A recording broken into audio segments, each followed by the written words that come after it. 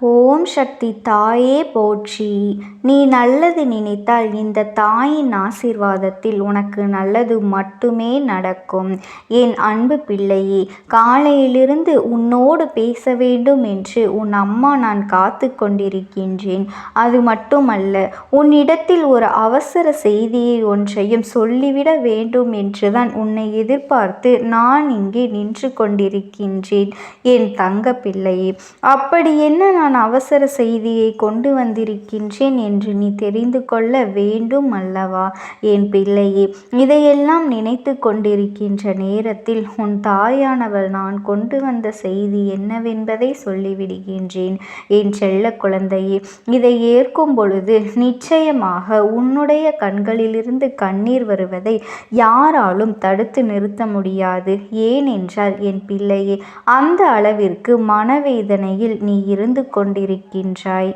இத்தனை மனவேதனைகளையும் தாங்கிக் கொண்டு என் குழந்தை நீ இருந்து கொண்டிருக்கின்றாய் அல்லவா?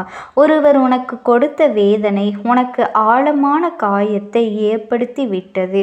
அதனால் ஏற்படுகின்ற கஷ்டத்தை எல்லாம் தான் இப்பொழுது நீ அனுபவித்து கொண்டிருக்கின்றாய்.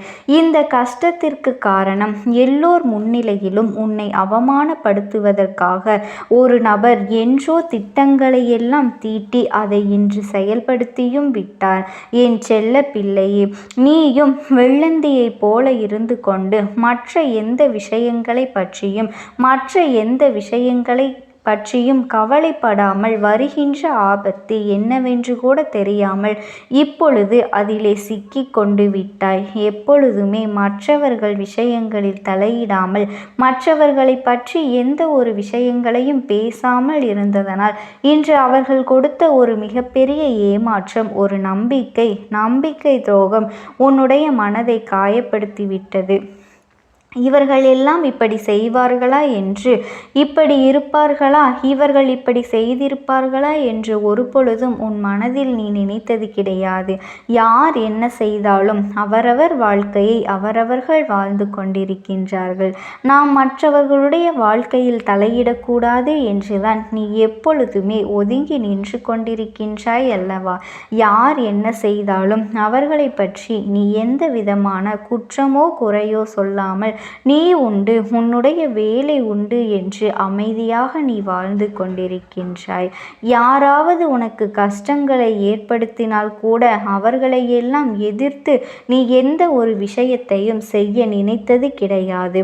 அவர்கள் செய்தது அவர்களுக்கு அந்த பாவங்கள் வந்து சேரும். அவர்களுக்கு நிச்சயமாக தண்டனை கிடைக்கும் என்ற நம்பிக்கையோடு தான் நீ எதையுமே தெய்வத்திடம் சொல்லிவிட்டு கடந்து சென்று கொண்டிருக்கின்றாய். நீ தெய்வத்தின் மீது அவ்வளவு பெரிய நம்பிக்கையை வைத்திருக்கின்றாய் என்பது இந்த அம்மாவினால் புரிந்து கொள்ள முடிகின்றது. அதனால்தான் உன்னிடத்திலே ஒரு மனப்பக்குவம் இருக்கின்றது. யாரோ எதையோ வாழ்க்கையில் செய்துவிட்டு போகட்டும். ஒருவர் நல்ல விஷயங்களை செய்தால் அவர்களுக்கு நல்ல விஷயங்கள் நடக்கும். அதுவே ஒரு தீய காரியங்களை செய்கின்றார்கள் என்றால் அது அவர்களை மட்டுமல்ல, அவர்களினுடைய சந்ததிகளையும் பாதிக்கும் என்பதனை எல்லாம் நீ அறிந்திருக்கின்றாய் அல்லவா என் அன்பு பிள்ளையே? இயற்கையாகவே உன்னுடைய குணநலன்கள் அனைத்தும் மிக நேர்த்தியாக இருக்கின்றது. நீ யாருக்கும் எந்த தீங்கினையும் நினைத்தது கிடையாது. எல்லோரும் நன்றாக இருக்க வேண்டும் என்றுதான் உன்னால் முடிந்தவரை மற்றவர்களுக்கு உதவிகளை மட்டுமே நீ செய்து கொண்டிருக்கின்றாய். அது மட்டுமல்ல, மற்றவர்களிடத்திலே உன்னை பற்றி நல்ல பெயரும் இருக்கின்றது. அந்த பெயரை தான் இவர்கள் கெடுத்துவிட வேண்டும் என்று உன்னிடத்திலே ஒரு குற்றத்தை சுமத்தி விட வேண்டும் என்று இத்தனை நாளும் கங்கணம் கட்டிக்கொண்டு திரிந்தார்கள். இப்பொழுது அதற்கான சதித்திட்டங்களை எல்லாம் தீட்டி உன்னை சிக்க வைக்க வேண்டும் என்று முடிவு செய்து இப்படி ஒரு திட்டத்தை இப்பொழுது நிறைவேற்றவும் செய்திருக்கின்றார்கள் என் தங்கமே. அவர்கள் செய்த செயல்கள் ஒவ்வொன்றும் உனக்கு எதிராக திரும்பியதோடு மட்டுமல்லாமல் உன்னுடன் சிலரும் சேர்ந்து கொண்டு உனக்கு எதிராக எல்லாவற்றையும் திருப்பிவிட்டார்கள். அவர்கள் முதலில் பேசிய பேச்சுகள் எல்லாம் பொய் என்று இப்போதுதான் உனக்கு தெரிய வருகின்றது அல்லவா? அவர்கள் எப்படி ஒரு நாடகத்தை உனக்கு உன்னுடைய வாழ்க்கையில் நிகழ்த்தியிருக்கின்றார்கள் என்பதனை இப்பொழுதுதான் உனக்கு நன்றாக புரிந்திருக்கும். ஆனால் இந்த நாடகமானது என்றும் உன் வாழ்க்கையில் மறக்க முடியாததாகத்தான் இருக்கப் போகின்றது. ஒருவரை மற்றொருவருக்கு எதிராக தூண்டிவிடுவது, உனக்கு துணையாக இருப்பது போல பாசாங்குகள் எல்லாம் செய்துவிட்டு கடைசியில் உன்னையே குற்றவாளியாக்கி அங்கே நிறுத்திவிட்டார்கள் அல்லவா? அதுவும் மற்றவர்கள் முன்னிலையில் உன்னை காட்டி கொடுத்ததோடு மட்டுமல்லாமல் இன்று அவர்கள் இருவரும் சேர்ந்து உன்னை எல்லோரும் விலக்கி வைக்க வேண்டும் என்றுதான் இத்தகைய செயலை செய்திருக்கின்றார்கள். என் தங்கமே, என் குழந்தைக்கு இதுக்கெல்லாம் வருத்தம் வந்துவிடக் கூடாது. ஏனென்றால் இந்த பூமியில் யாரும் நமக்கு நான் நல்லவன் நான் கெட்டவன் என்ற சான்றிதழை கொடுக்கக்கூடிய தகுதி யாருக்குமே கிடையாது. எல்லோரும் அவர்களினுடைய வாழ்க்கையில் அன்றாடம் தவறுகளை செய்து கொண்டுதான் இருக்கின்றார்கள். தவறுகளே இல்லாத மனிதன் இங்கு யாருமே கிடையாது என்பதையும் அந்த யதார்த்தத்தையும் நீ புரிந்து கொள்ள வேண்டும். உன்னுடைய வாழ்க்கையில் நீயாக சென்று எந்த ஒரு தவறையும் செய்தது கிடையாது. ஆனால் உன்னுடைய பெயரை சொல்லி உன்னை தானாகவே வந்து சதிவலையில் வீழ்த்திதான் இந்த பெயரை உனக்கு கிடைக்கும்படி செய்து விட்டார்கள். அதனால் என் அன்பு பிள்ளையே, இதற்காகவெல்லாம் நீ ஒரு பொழுதும் வருந்தி நிற்காதே. அதைவிட உனக்கு இன்னொன்று வருத்தம் இருக்கலாம். உன்னுடனிருந்து கொண்டே இப்படி ஒரு துரோகத்தை உனக்கு செய்து விட்டார்களே, இனி நான் யாரை நம்புவது என்று கூட உனக்கு வருத்தம் இருக்கலாம். அதனால் நீ ஒரு விஷயத்தை புரிந்து கொள்ள வேண்டும். இந்த மனிதர்கள் எப்பொழுதுமே குணம் மாறக்கூடியவர்களாகவும் சந்தர்ப்பங்களும் சூழ்நிலைகளும் ஒரு மனிதனுக்கு கிடைத்துவிட்டால் அவர் எப்பேற்பட்ட தவறையும் எளிதாக செய்து முடித்து விடுவார்கள் என்பதனையும் நீ மறந்துவிட வேண்டாம். என் அன்பு பிள்ளையே, நீ உன்னுடைய வாழ்க்கையில் எத்தனையோ தியாகங்களை எல்லாம் செய்து எத்தனையோ பேருக்கு நல்ல விஷயங்களை எல்லாம் நல்ல விஷயங்களை எல்லாம் ஆத்மார்த்தமாக நீ செய்து கொண்டிருக்கின்றாய். ஆனால் நீ செய்யக்கூடிய அந்த வேலையை இவ்வளவு எளிதாக கொச்சைப்படுத்த நினைத்து விட்டார்கள் என்றுதான் உன்னுடைய மனதிலே இப்பொழுது வேதனைகள் அதிகமாக இருக்கின்றது. என் தங்கமே, நீ நினைத்தது ஒவ்வொன்றும் உன்னுடைய வாழ்க்கையில் சில நாட்களாகவே உனக்கு எதிராக நடப்பதற்கு காரணம் ஒரு நபரினுடைய வேலைகள் தான் என்பதனை நீ இப்பொழுது புரிந்து கொண்டாய் என்று நான் நினைக்கின்றேன். எல்லோரும் நன்றாக இருக்க வேண்டும் என்று நீ நினைத்த உன்னுடைய எண்ணங்களையே தவறு என்று ஒருவர் கூறுகின்றார்கள் என்றால் உன் மீது எவ்வளவு வன்மத்தோடு உன்னை சுற்றி இருப்பவர்கள் இருக்கின்றார்கள் என்பதனை இப்பொழுதாவது நீ புரிந்து கொள்ள வேண்டும். அவர்களினுடைய எண்ணமாவது மற்றவர்களின் முன்னிலையில் உன்னை குற்றவாளியாக வேண்டும் என்று நினைத்தார்கள். அதை போலவே இப்பொழுது செய்தும் விட்டார்கள். அதனால் அவர்களினுடைய திட்டமானது நிறைவேறி விட்டது என்று அங்கே மகிழ்ச்சியோடு திளைத்து கொண்டிருக்கின்றார்கள்.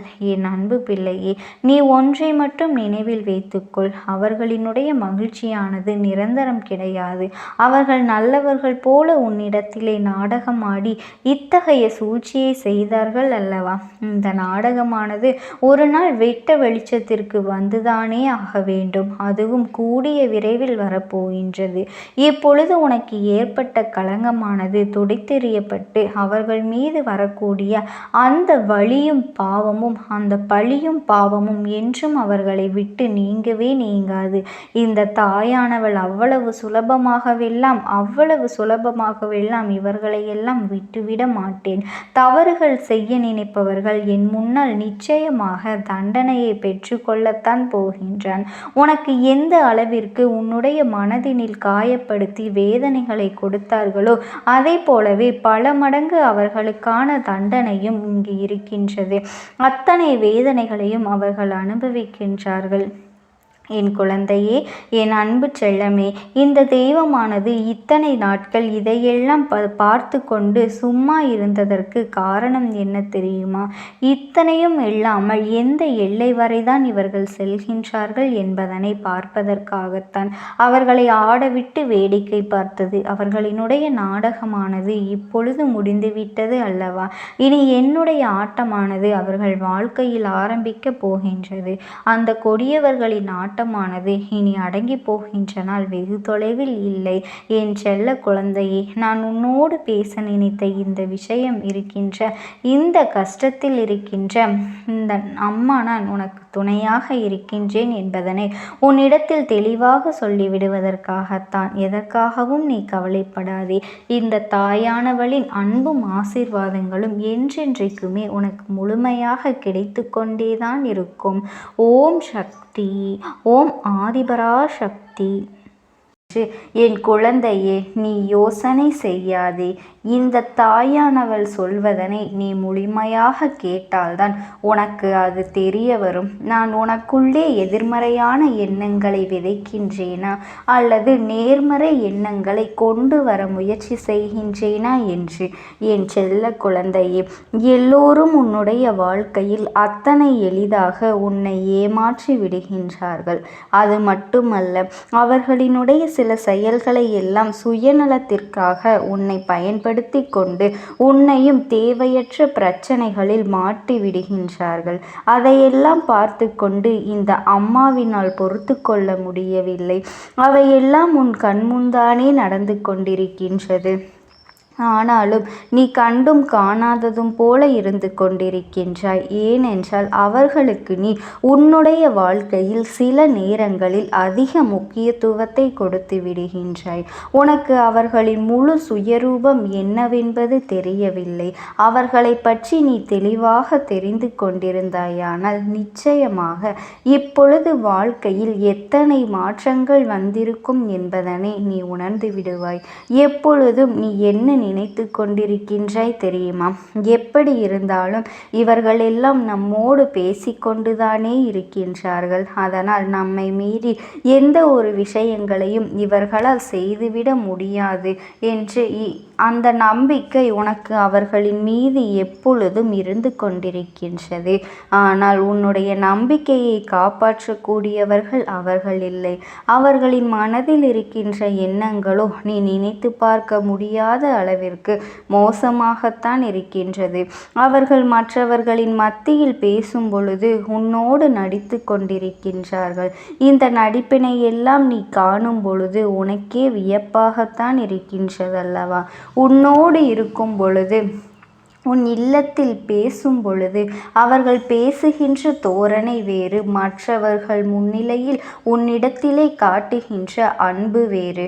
வீட்டில் பேசும் பொழுது என்னவோ அவர்களுக்கு உன்னை அடிமை என்று நினைத்து பேசுகின்றார்கள்.